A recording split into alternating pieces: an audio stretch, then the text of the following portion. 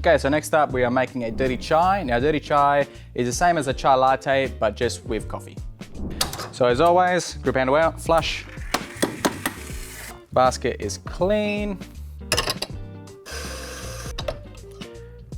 21.8, that is recipe.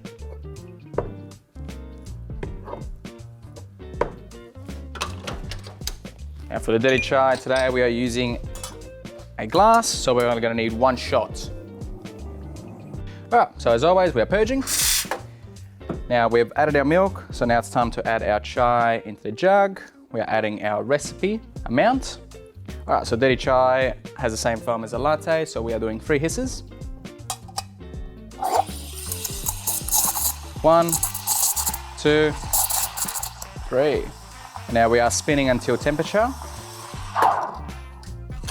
As always, clean our wand and purge. Okay, so we are spinning our espresso, breaking the crema. We are mixing in chai flavored milk, and we get 3/4 of the way up. That's when we pour.